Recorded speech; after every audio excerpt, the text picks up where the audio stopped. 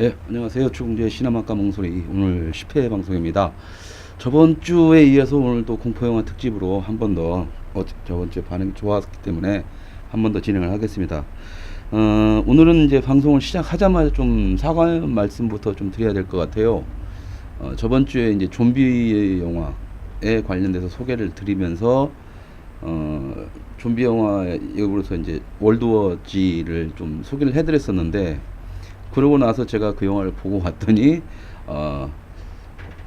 좀비 영화의 탈을 쓴 그냥 영화지, 딱히 좀비 영화라고 말하기에는 좀 애매한 영화였었습니다. 그래서 월드워 G라는 영화 자체는 제가 상당히 기대했던 영화였어요. 왜냐면 정치라든가 사회, 뭐 군사, 경제니 전 세계의 어떤 이런 모든 것들을 다 아우르는 뭐 그런 영화라는 그런 소설을 원작으로 했기 때문에 얼마나 많은 얘기를 이제 부드럽게 좀비라는 장르를 통해서, 저번 주에 제가 소개시켜준 대로 좀비 영화 자체가 약간의 정치 성향을 가지고 있는 거라고 했었는데, 어떻게 됐나라면서 딱 봤는데, 너무 많은 얘기를 하려고 했는지 모르겠지만 완벽하게 좀비라고 하기에는 좀 애매한, 그러니까 좀비 바이러스에 걸렸지 전형적인 좀비 영화의 틀은 좀 벗어났던 영화로서 보여졌습니다. 그래서 완벽하게 좀비 영화의 어떤 샘플링으로 저번 주에 방송을 제가 해드렸었는데, 그 부분은 좀 아닌 것 같아서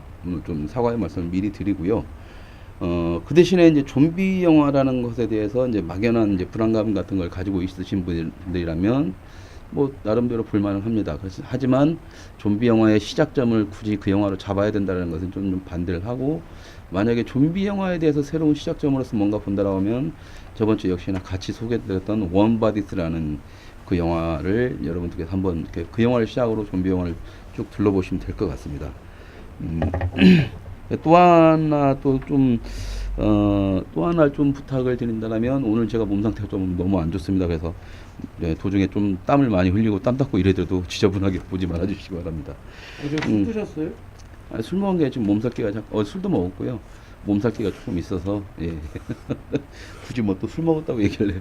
자, 지금 요즘에 이제 지금 맨 오브 스틸하고 월드워 G하고 지금 극장에 흥행을 이제 유치하고 있는데, 관객분들께서 어떤 영화를 보실 거냐라고 고민을 하신다라면, 저는 아까 월드워 G를 조금 저한테 약했던 영화였었고, 맨 오브 스틸을 이제 관객분들한테 권해주고 싶어요. 그러니까 맨 오브 스틸 자체는 어떻게 보면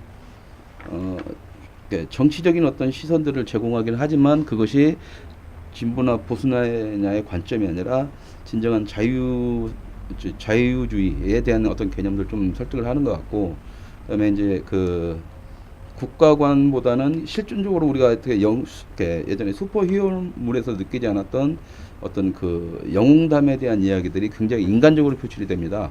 그래서 많은 부분 좀 시사하는 바가 상당히 크고, 그래서 여러분들한테는 월드워 G보다는 맨 오브 스틸이 훨씬 더 재미도 있고요. 근데 중간 이후로는 막 액션이 너무 현란하기 때문에 좀 정신이 없긴 하지만, 어쨌든 3D나 4D로 보신다면 더 현장감을 느끼면서 슈퍼맨이 추구했던 그 세계, 그 다음에 맨 오브 스틸에서 나왔던 그런 보여지는 거기서 어떤 사람에 대한 어떤 가치관들은 분명히 우리 관객들이 한 번 정도는 생각해 볼 충분한 거리가 된다. 지금까지 슈퍼맨과는 조금은 다른 아주 새로운 슈퍼맨이 등장을 했다라는 게 저희 생각입니다.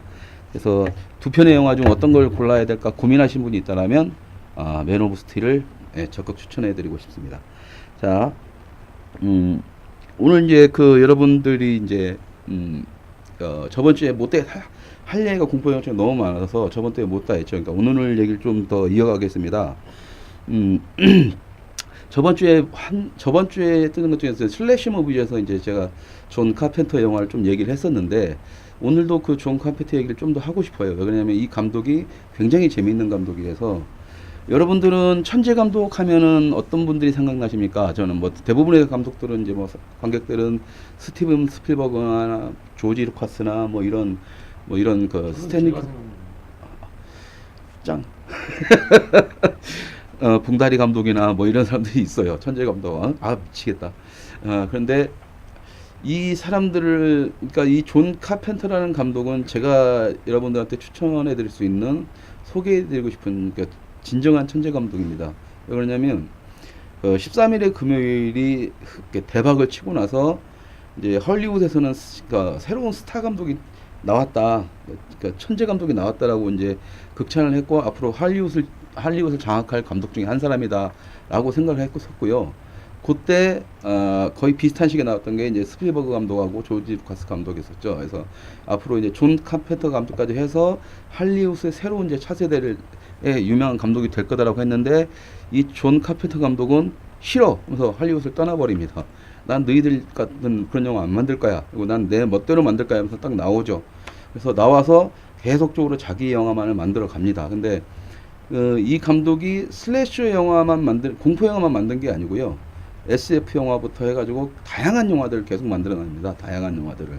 어떻게 보면 드라마도 만들기도 했었고. 그래서 뭐 여러분들이 잘 아시는, 아니면 좀 매니아들이 잘 알고 있는 영화로는 이제 그 괴물이라는 더 싱이라는 영화가 얼마 전에 또 리메이크가 됐었고, 그래서 어설트 13이라고 해서 한 2년 전에 개봉했던 걸로 기억을 하고 있는데, 그 어설트 13이라는 영화도 그 존 카펜터 감독의 영화 그 분노의 13번가를 다시 리메이크한 영화였었죠.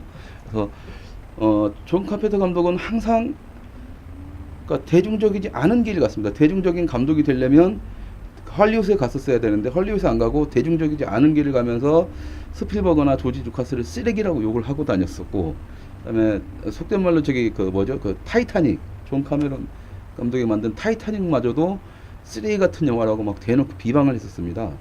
그럼 좋은 영화는 뭐예요? 좋은 영화라는 것은 존 카펜터 감독이 말하는 좋은 영화라는 개념은 좀 달랐던 것 같아요. 그래서 저는 이 감독의 말이 마음에 드는 것이 뭐냐면, 이 감독은 타이틀이 그거예요. 전혀 대중적이지 않은데 대중적인 감독입니다. 그러니까 이 사람이 영화를 만드는 건 자기 멋대로 만드는데, 그 멋대로 만드는 게 대중들한테 재미라든가 흥미를 유발시키는 영화들을 많이 만들어요. 그래서 그러니까 분노 13번가, 그 다음에 그 더 싱이라고 해서 이렇게 괴물. 예, 괴물도 있었고. 초창기요? 예? 거의 처음 나왔던. 예, 그쵸.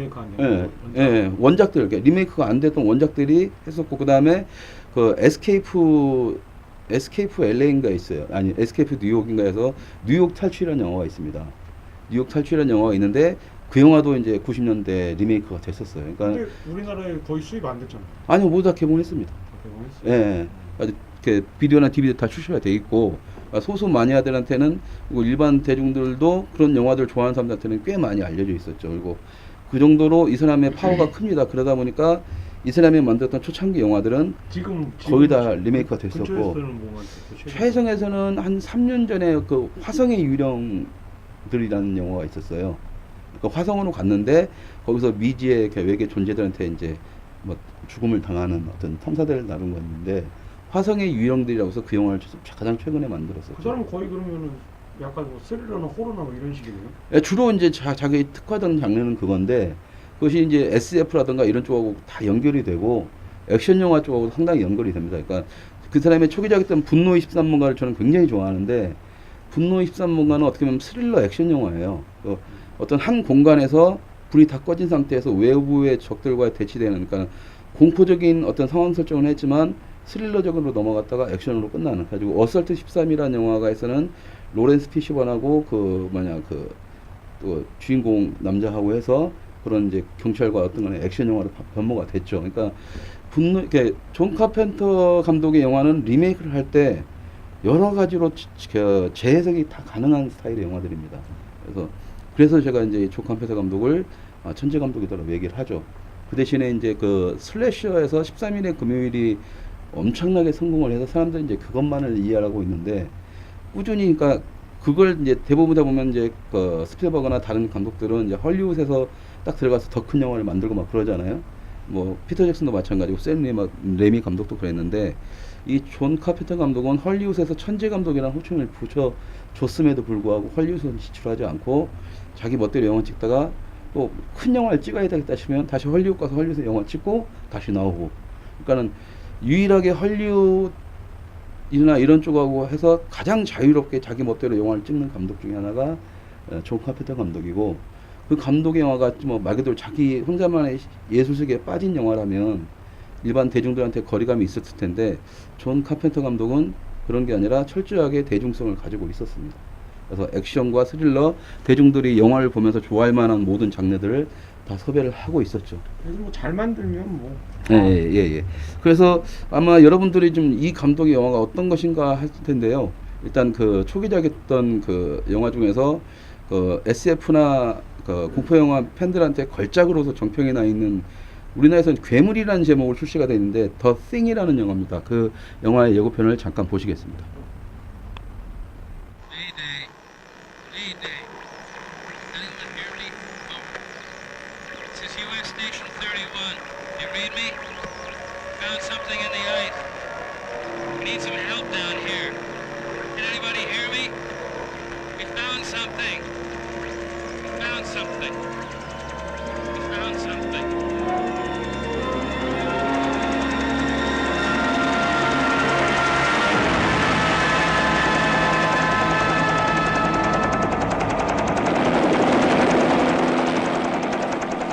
12 men have just discovered something. For 100,000 years, it was buried in the snow and ice. Now it has found a place to live. Inside. Where no one can see it, or hear it, or feel it. I know I'm human. Some of you are still human. This thing doesn't want to show itself. It wants to hide inside an imitation. It'll fight if it has to, but it's vulnerable out in the open. If it takes us over, then it has no more enemies. Nobody left to kill it. And then it's won. You guys gonna listen to Gary? He can be one of those things!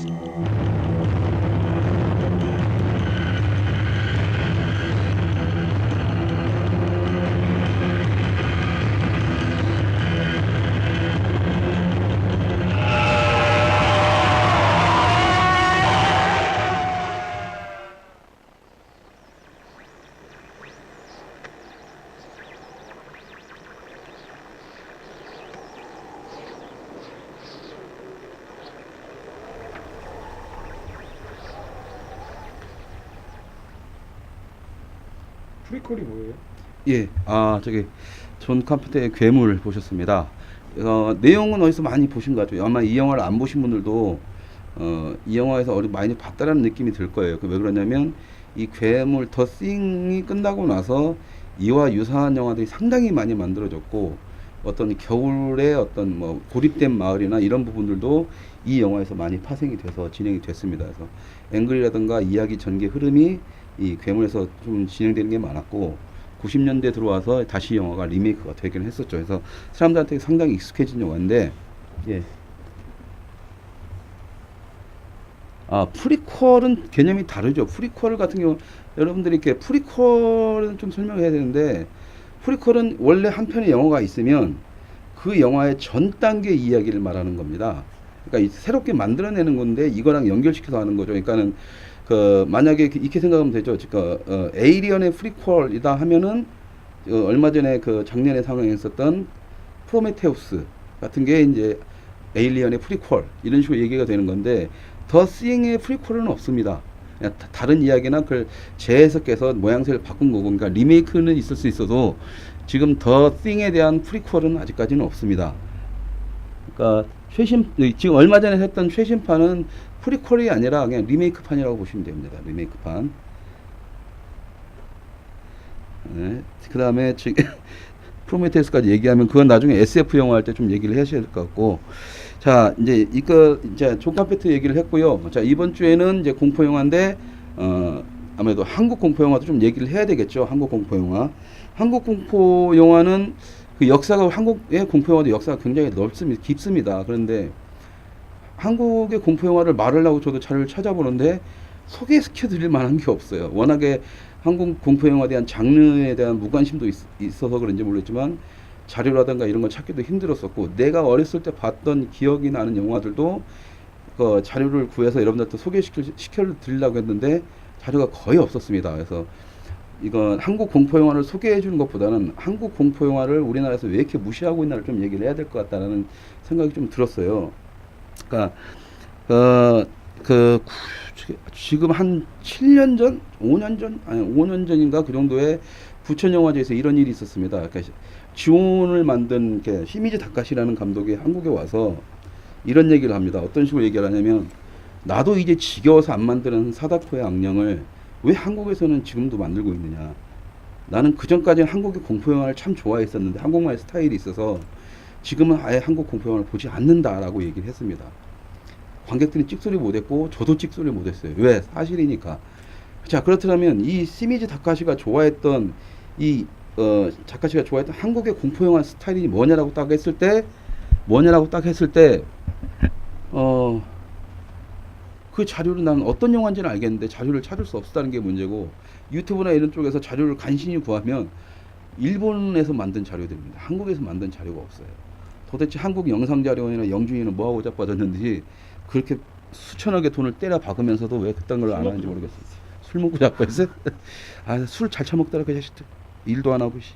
자, 사다코의 악령이라는 부분에 대해서 여러분들 좀 이렇게 설명을 드릴게요. 사다코의 악령이란 말은 그 한국에서 공포 영화를 만들겠다는 사람들이 주로 쓰는 말입니다. 뭐냐면 일본에서 이렇게 여러분 이렇게 링 보시면 링에서 그 사다코가 나오잖아요. 이렇게 기어 나오고 깜짝 놀라게 하고 이런 것들이 한때 유행을 해서 일본에서는 한 몇 년 하다가 주원까지 가고 주원 이후로는 그런 게 지겨워서 이제 그 사다코의 악령을 끝냅니다. 뼈 맛있게 뚝뚝뚝 막 끊어지고 막 이런 장면들이 있는데 한국에서는 아직까지도 그런 장면들이 나온다라는 거죠. 아직까지도.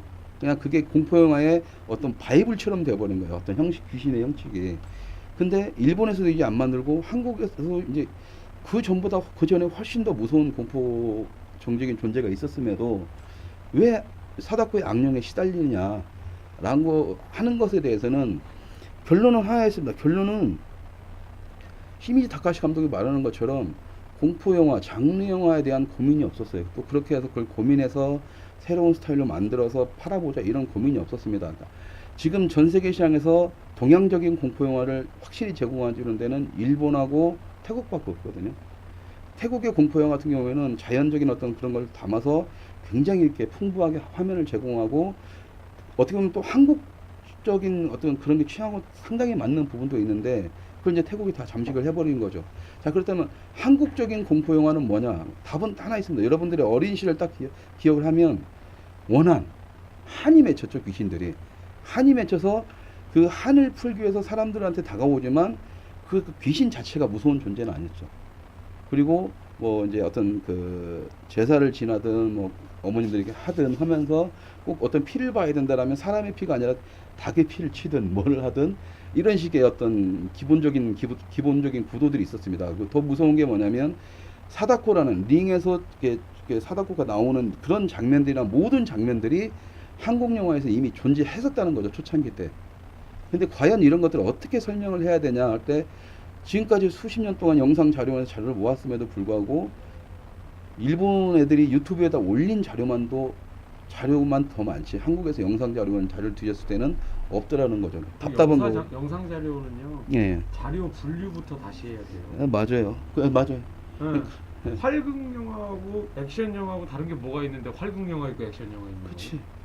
개판이야. 영상 자료는 그 자료 보면 개판이야. 그러니까 아유 진짜 그걸 돈 여러분들 세금 내 가지고 그걸 아이고 진짜 그런 영상자료는 필요가 없습니다. 내가 봤을 때는 예전에 그 한국 개인이 KMDB라고 해서 한국 영화 데이터베이스를 만들려고 했어요. 근데 제가 알고 있는 한국 영화에 대한 가장 많은 자료를 가지고 있는 친구인데 재밌는 게 그 친구가 영상 자료원에서 가장 하급 직원으로 다니고 있어요. 내가 볼 때는 그 친구가 영상 자료원 원장 돼야 돼.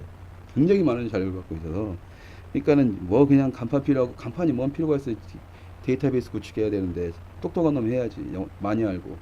어쨌든 그렇습니다. 그래서 여러분들의 기억을 상기시키고자 아주 옛날에 한국 공포영화 한 편을 예고편을 좀 마련을 해봤거든요. 아마 제목을 들어보시면 딱 기억나실 겁니다. 여곡성 보여주시죠.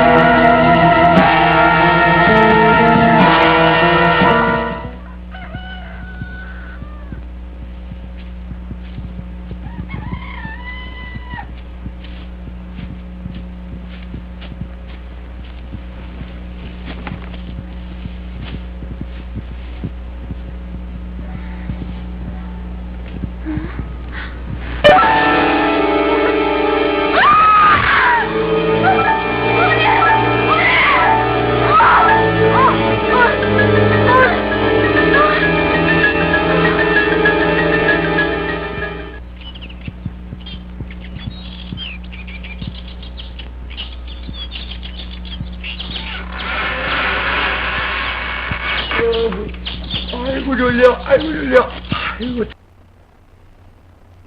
예. 갑자기 끊어져서 저 깜짝 놀랐어요. 예.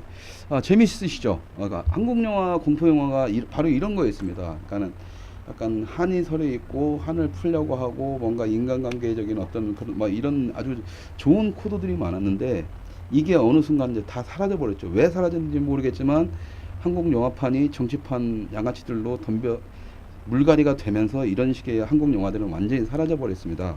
이 자료도 아마 제가 찾아본 바로는 한국인이 만든 자료가 아니라 어떤 일본 쪽에서 만든 자료였던 것 같고, 일본 쪽에서 오히려 한국의 공포 영화에 대해서 더 많은 관심을 가지고 있었죠. 한국에서 공포 영화를 만들 때 수준이 바라보는 수준이 얼마나 한심하냐면 여러분들 이렇게 인터넷에 한국 영화 기담이라는 걸 치시면 막 한국 뭐 웰메이드 공포 영화라고 해서 막 칭찬이 쭉 뜰 겁니다. 근데 저는 그걸 보면서 막 화를 낸 적이 있어요. 그래서 예전에 칼럼에서도 기담은 절대 잘 만든 메이드 영화가 아니다라고 얘기를 했었죠.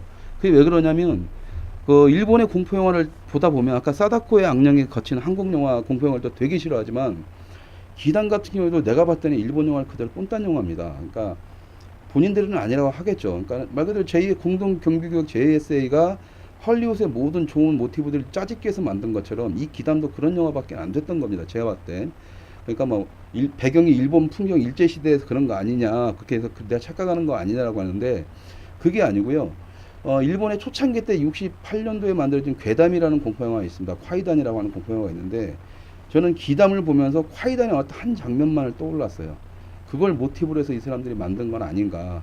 화면만 잘 만들고 했을 때, 만드는 거 했을 때 그것만 갖고 공포영화를 잘 만들었다고 할 수는 없거든요. 이야기 전개를 누군가 어디선가 따왔다 하면은 화면이 아무리 깨끗해도 잘 만든 영화라고 할 수는 없죠. 아까 보여드린 한국 영화 여곡선 같은 경우에도 지금 다시 봐도 뭐 지금 게시판에서는 300년 이상 된 영화 같다고 하지만 이게 80년대 중반이나 초중반에는 만들었던 영화입니다. 그만큼 이제 지금 완전히 달라진 상태죠. 근데 칼라잖아요, 칼라. 그러니까 칼라니까 칼라 필름으로 만든 시대였었죠. 그래서 디지털이 익숙해지다 보니까 이런 필름 색깔에 대해서 조금 어색해진 건데 그만큼 한국 영화 저거 예. 보니까 자료 보니까 VHS 디지털화 시킨 건데 예. 이제 필름이 없다는 필름 뭐 지금 필름 제가 봤을 때는 안 했지만 뭐 있을 수도 있고 없을 수도 있고 뭐. 그러니까 여곡성 같은 건 있을 수가 있겠지만 어쨌든 지금 제가 영상 자료원에서 뒤져봤을 때는 공포 영화 장르에 대한 어떤 이런 것들이 거의 별로 없었어요. 예, 그러니까 진짜 귀한 영화들이 별로 없었고 여러분들이 생각하고 있는 가장 귀한 그 공포 한국의 공포 영화 생각하면 딱 떠오르는 게 있잖아요. 그 뭐더라 여곡성? 여곡성 말고 여곡성 우리가 보여줬고 월화의 공동. 월화의 공동묘지 같은 경우에도 속 월화의 공동묘지만 남기남 감독이 만드신 속 월화의 공동묘지만 있고 원본은 없는 것처럼 지금 표시가 되어 있습니다. 근데 제가 알기로는 이 월화의 공동묘지가 일본에는 있어요. 그래서 근데 그것이 웃긴 게 뭐냐면 지금도 한국에는 없는 한국 영화가 일본에는 자료화 되는 게 되게 많습니다. 남기훈 감독의 영화들도 우리나라에서는 비디오로 출시도 안 됐지만 일본에서는 다 DVD까지 출시가 돼 있거든요. 그 월화의 아직까지 공동묘지가 무덤 반 갈라져가지고. 예, 그렇죠, 그렇죠. 예, 예. 그러니까 월화의 공동묘지를 오늘 소개를 시켜드리려고 했는데 간만에 이제 옛날에 한국 영화를 좀 보자 이러면서 보여드리려고 했는데 자료를 도저히 구할 수가 없었습니다. 예, 다시 이제 돌아와서 그래서 한국에서 공포 영화를 바라보는데 이상하게 갑자기 일본 색채가 드러나기 시작을 해요. 왜 그런지는 모르겠지만 그러면서 시미즈 다카시 감독 같은 경우가 왜 한국만의 고유적인 색깔을 버리고 왜 일본 따라하기를 하냐. 한국에 와서 그딴 식으로 짜증을 내고 가고 창피한 줄 알아야 되는데 아직까지 한국 영화계는 그런 적에선 정신을 못 차리고 있는 것 같습니다. 자, 그렇다면 그 기담을 안 보신 분들은 좀 설명이 좀 하기가 힘들지만 기담을 보신 분들이라면 지금 보여드릴 일본 영화 1968년도에 만든 괴담이라는 콰이단이라는 그 일본 영화 있거든요. 옴니버스 영화인데 그 영화 예고편을 잠시 보시고 제가 설명을 드리겠습니다. 콰이단 보여주시죠.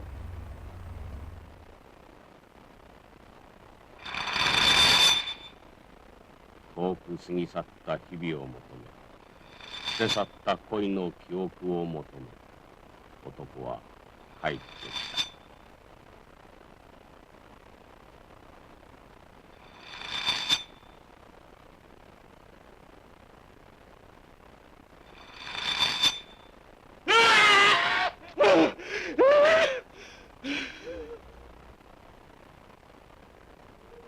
野を吹き渡る風のようにきらめく雪の白さのように互いを知らぬ愛を女は求めた。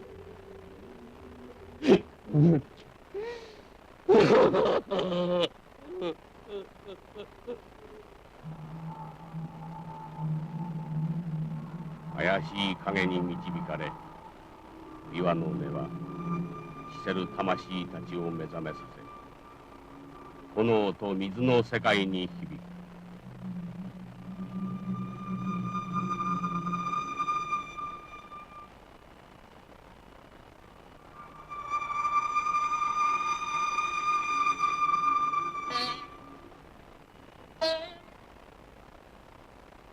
そんな君角のとも茶碗の中に突然現れた見知らぬ他人の微笑みはゆえ知らぬ不安に一人の武士を駆り立てる。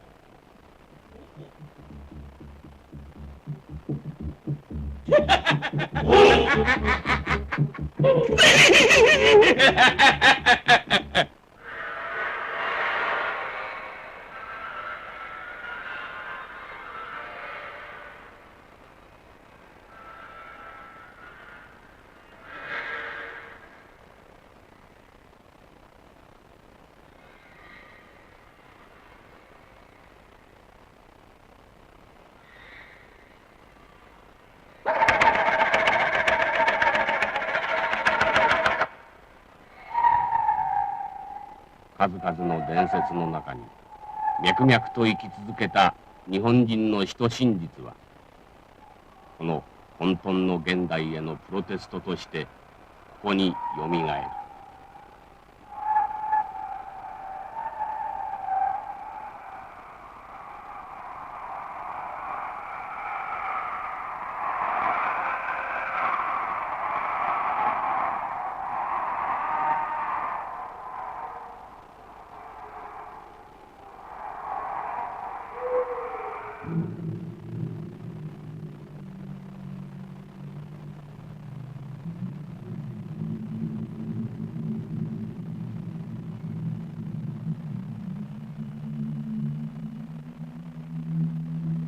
예, 야, 여러분 그 보셨죠? 그러니까 좀 정적인 기괴함이 느껴진다고 하는데 맞습니다. 예. 정적인 기괴함이고 그러니까 이 영화를 왜 제가 여러분들한테 오늘 소개시켜 드렸냐면 이게 1968년도 작품입니다. 68년도 작품인데 깐느에서도 상을 받았었고요. 이 작품은 그 당시에 유행했던 방식이 거의 세트 촬영이었습니다. 세트 촬영. 그래서 이제 그 미술적인 부분이라든가 이런 부분들이 상당히 세련되고 아름답게 이제 만들어졌죠. 예고편을 보시면 알겠지만 뭐 거의 다 세트라는 걸 아마 여러분들이 느끼셨을 거예요. 뒤에 배경도 막 그림처럼 쫙 풍겨져 있고. 근데 이런 전체적인 이런 분위기들이 그 한국 영화 기담 쪽에서 약간씩 도용이 됩니다. 어떻게 차용이 됩니다. 그러니까 여러분들이 이 두 편의 영화를 다 보시면 아 제가 무슨 말을 하는지 알 겁니다. 근데 어쨌든 그런 영화들이 어떤 이런 정보 같은 게 전달되지 않고 그냥 잡지에서도 뭐든 그냥 웰메이드 영화라는 식으로 어떻게 쫙 흘러간다는 거에 대해서는 저는 좀 많이 안타깝죠. 그러면 뭐 저작권 주고 사갖고 온 거예요? 아니면 뭐 어떤 거예요?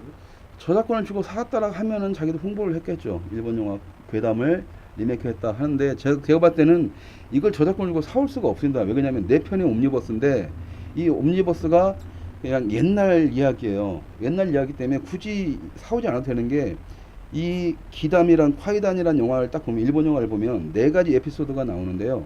그 중에 하나가 설녀라는 게 있거든요. 설려? 설녀. 아까 겨울 장면 여자? 나오는데, 예. 그러니까 눈 여자인데 설녀. 이 설녀란 이야기가 구조가 뭐냐면 우리나라 구미호 이야기하고 똑같습니다.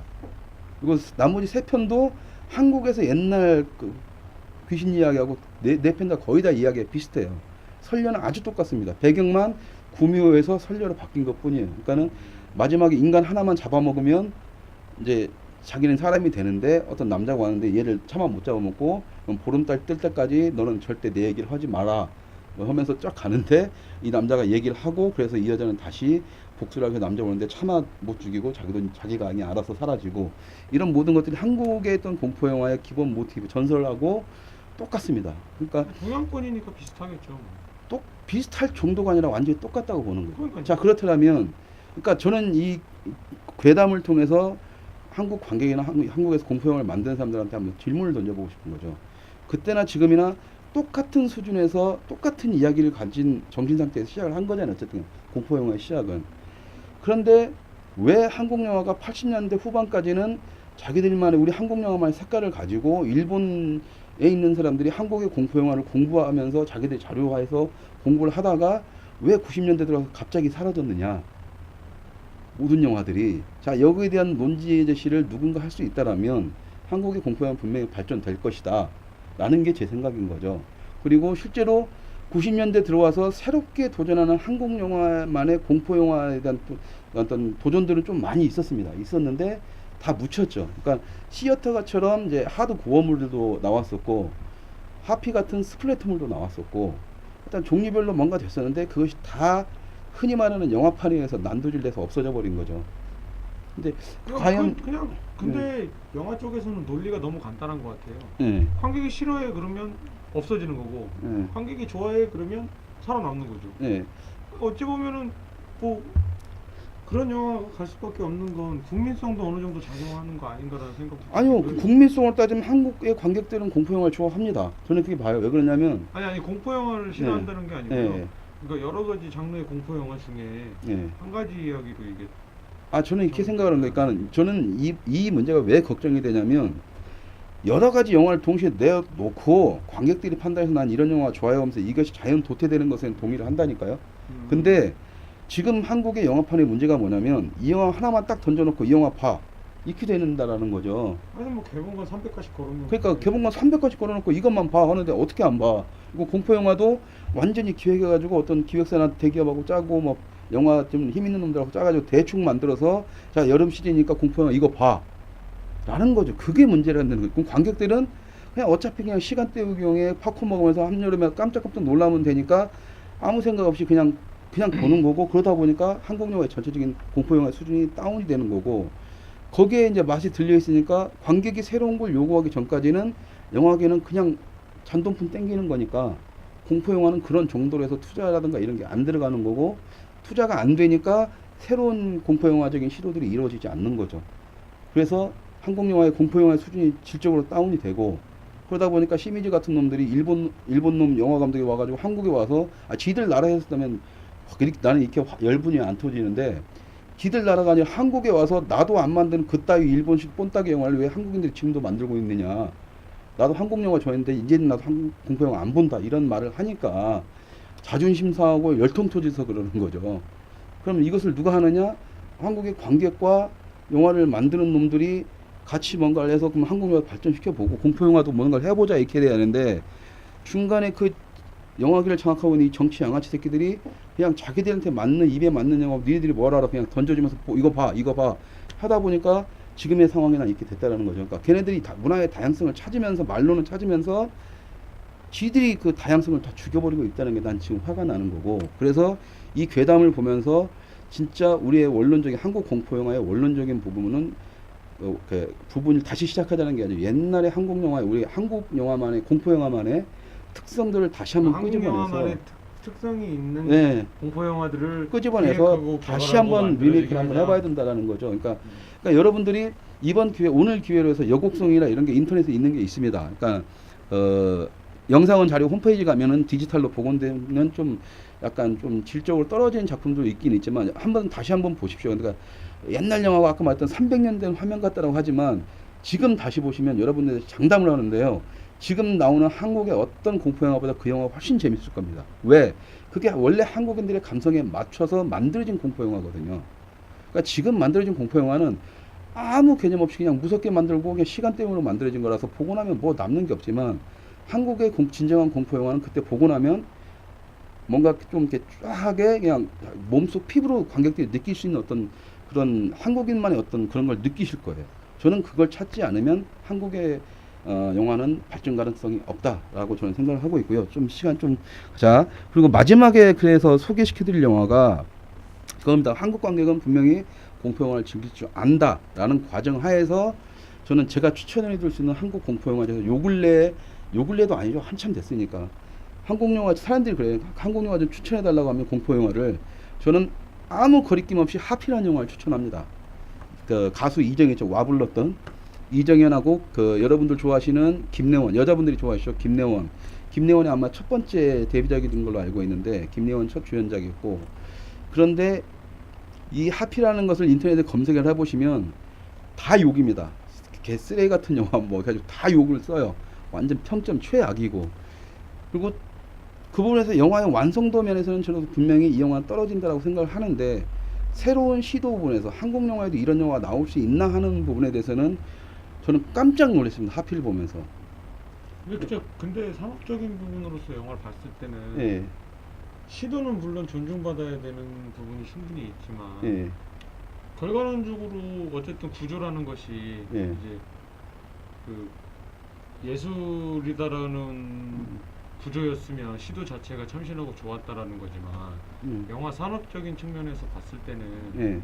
그 관객들이 찾아주지 않는다면 그것 또한 또 문제가 있는 부분이 있죠. 그렇죠. 그러니까 저는 그게 망할 영화였다고 봐요. 그리고 홍보라든가 기획 같은 게 연결이 안 되면 관객들이 그 영화를 알 수가 없으니까 그러면 그런 식으로 논리를 따지면 어떻게 보면 홍보를 어떻게 하냐에 따라서 이 영화가 성공할 수 있냐 없냐 척도도 되는데 저는 우리나라 관객들이 좋은 영화와 좋지 않은 영화를 구별할 수 있는 눈은 있다고 보거든요. 몇백억짜리 만들어봤자 좀 보면은 재미없으면 안 봐버린다고 보는 것처럼 사람들이 지금까지는 못 봤지만 나중에 이렇게 재발굴이 돼서 이 영화가 좋았고 이게 결국에 한국 영화에 어떤 큰 도움이 됐다.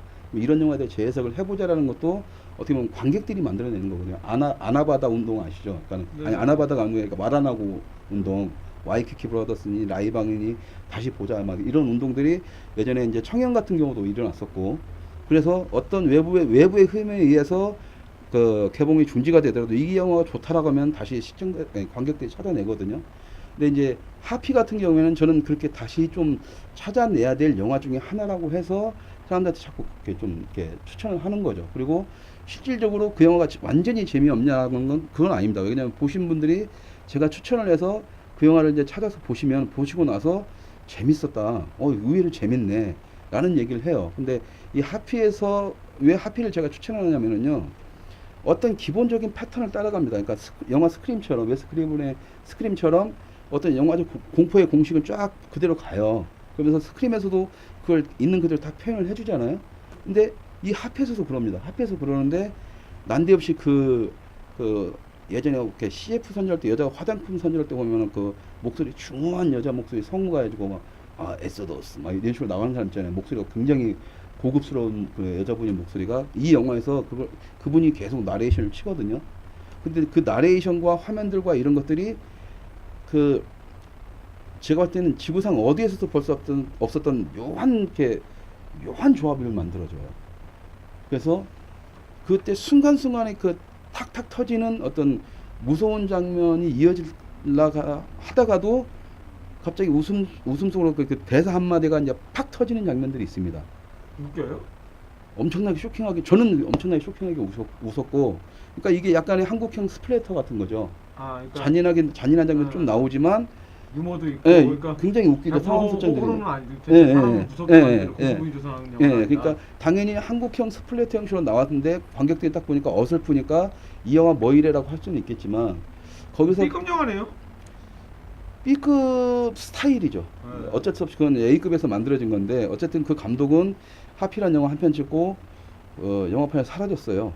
뭐 들리는 말에 하면 뭐 대학에서 아이들을 가르친다고 하는데 아시는 분들 말로는 완전 이렇게 뭐 또라이다 뭐 이런 말도 하는데 어쨌든 그런 또라이니까 그런 영화를 만들었겠지만 어쨌든 이 하피라는 영화는 제가 봤을 때는 한국 공포 영화의 흐름을 좀 바꿔줄 만하고 그다음에 한국 관객들의 공포 영화에 대한 의식을 약간은 좀 돌려줄 만한 어떤 확실한 어떤 분기점이 될 수도 있는 영화라는 게 저의 개인적인 판단입니다. 그래서 사람들이 뭐 공포 영화 뭐 좀 재밌는 영화 추천을 해달라라고 했을 때 저는 기본적으로 이제 이 하피라는 영화를 사람들한테 추천을 합니다. 여러분도 시간이 되시면 하피를 한번 보시고요. 예고편 잠깐 보시면서 하피가 어떤 스타일인지 한번 구경 한번 해보시죠.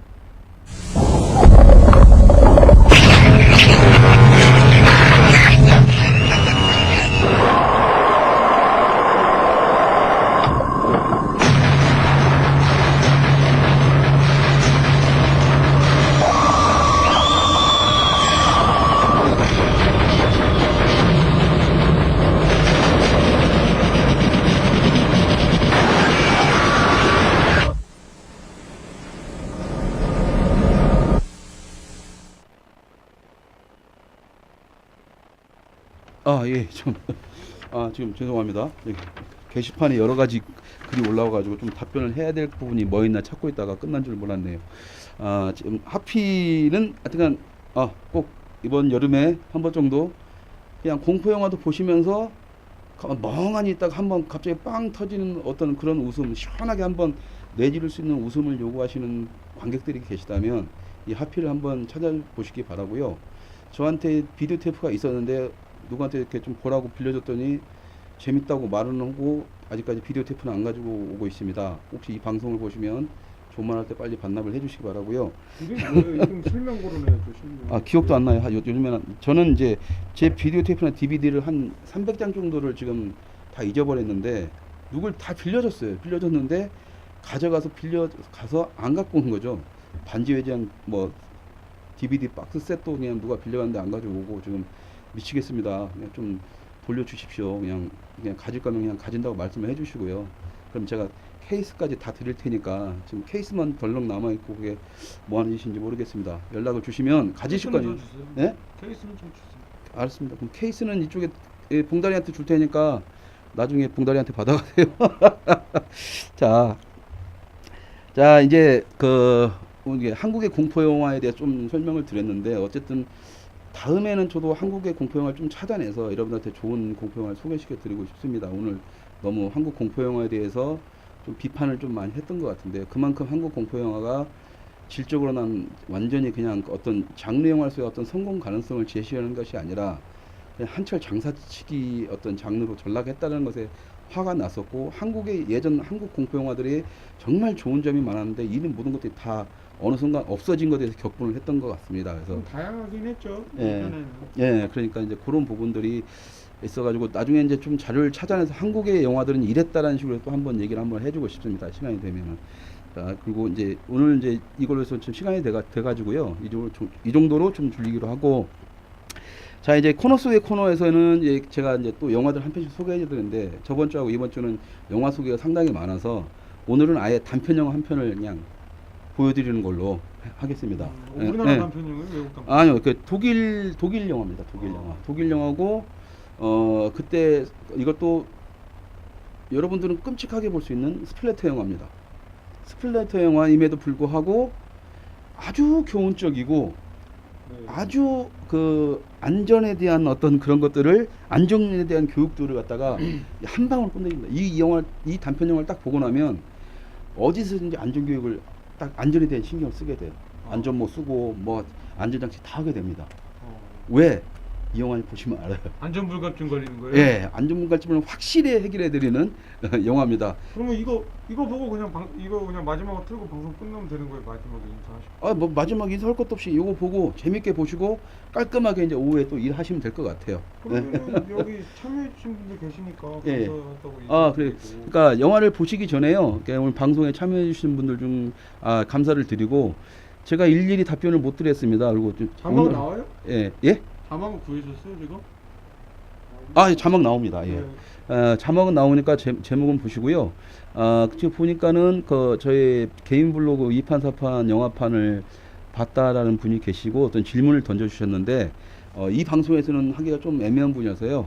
저희 블로그 2판 4판 영화판에다가 궁금한 사항을 문의를 해주시면 제가 블로그에서 좀 답변을 해드리겠습니다. 그리고 저번 주는 막 질문이 많아가지고 정신 없었는데 저번 주에 오신 분들 다시 오신 것 같아요. 그래서 알아서 안에서 게시판에서 이렇게 서로 간에 질문하고 답변해주는 모습이 그냥 저는 좋습니다. 그러니까 앞으로 게시판에 오셔서도 이렇게 좀 친해지시면 좋을 것 같아요. 그러다가 합의하에 질문을 던져주시면 저는 답변이 좀 더 쉬워지겠죠. 자, 오늘은 이제 이 시간까지 했고요. 영화는 7분짜리입니다. 아주 짧게, 그리고 여러분들의 안전불감증을 완벽하게 치료하면서 완벽하게 끝내는 영화니까는요. 즐겁게 감상하시고 다음 주에는 또 새로운 얘기로 찾아뵙겠습니다. 감사합니다.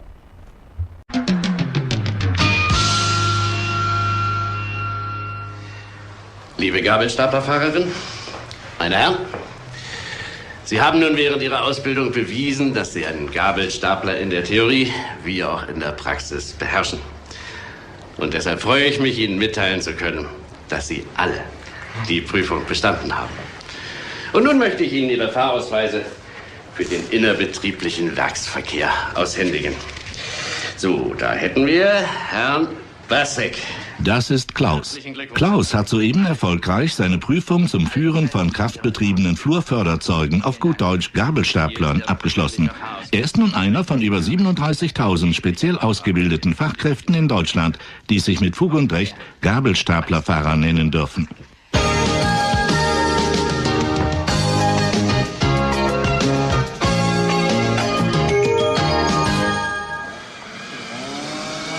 Guten Morgen, Klaus. Jetzt wird es also ernst. Dein erster Tag als Gabelstaplerfahrer kann beginnen. Und was macht ein Gabelstaplerfahrer als allererstes? Richtig, den Rundumcheck. Denn ein sicheres Arbeitsgerät ist die Grundvoraussetzung für sicheres Arbeiten. Sind die Bremsen in Ordnung? Funktioniert die Hubeinrichtung einwandfrei? Wie sieht es mit dem Lenkungsspiel aus? Alles in Ordnung? Na, dann kann's ja losgehen. Start frei!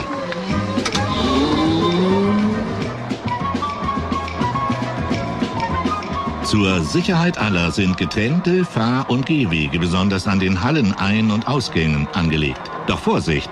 Leider gibt es immer wieder Kollegen, die sich nicht an die vorgeschriebenen Fußwege halten und damit sich selbst und andere in Gefahr bringen. Na, das ist ja gerade noch mal gut gegangen. Deshalb auch bei getrennten Fahr- und Gehwegen stets auf Fußgänger achten.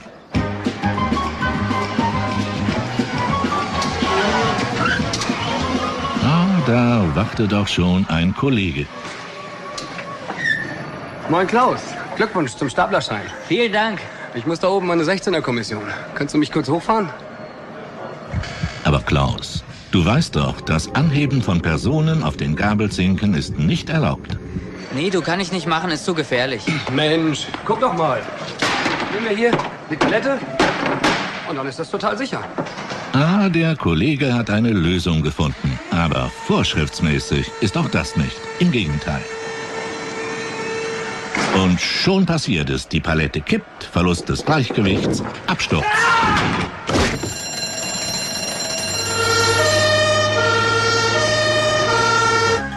Deshalb niemals Personen auf den Gabelzinken anheben. Bei besonderen Einsätzen eine speziell gesicherte Hubarbeitsbühne verwenden. So, Klaus, dann lass uns die Kommission mal fachgerecht ins Hochregal einstapeln. Den Gabelstapler vor der Stapelfläche in Position bringen, Gabelzinken einführen und die Last anheben.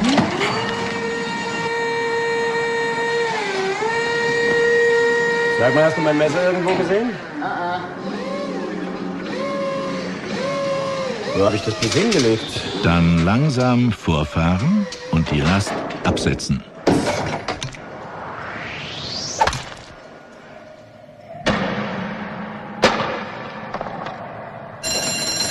Mittag!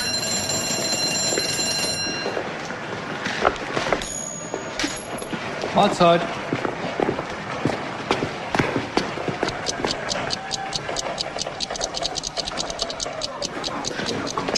Na Klaus, dann wollen wir mal wieder.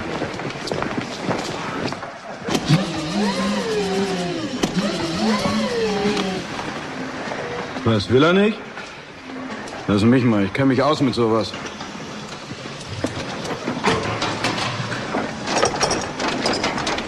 Augenblick mal, Klaus. Erinnerst du dich? Wartungs- und Instandsetzungsarbeiten dürfen nur durch Fachpersonal erfolgen. Also nicht selber fummeln und auch keine Dritten fummeln lassen. Was denn? Wegen so einer Kleinigkeit? Man hat da schließlich keine zwei linken Hände.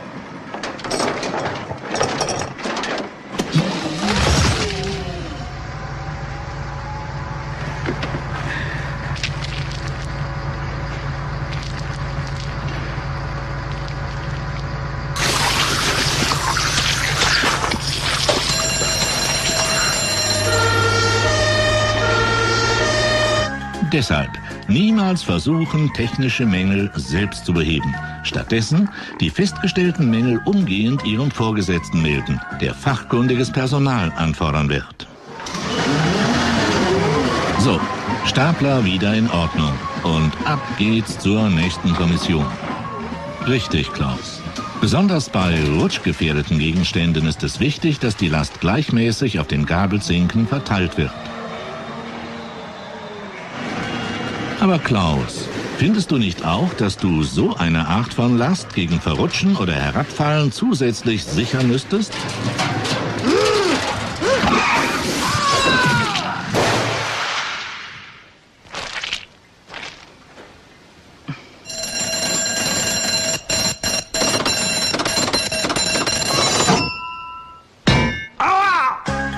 Deshalb, alles, was leicht ins Rutschen geraten kann, stets sichern.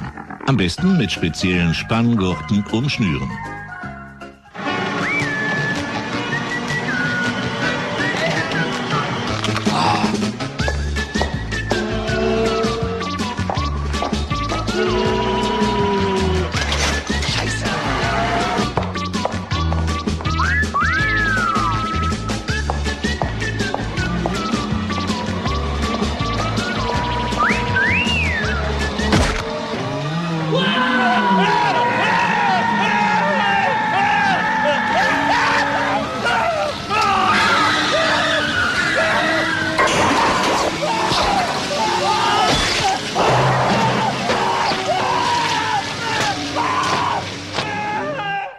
Besonders in metallverarbeitenden Betrieben gibt es häufig Bereiche mit erhöhtem Lärmpegel.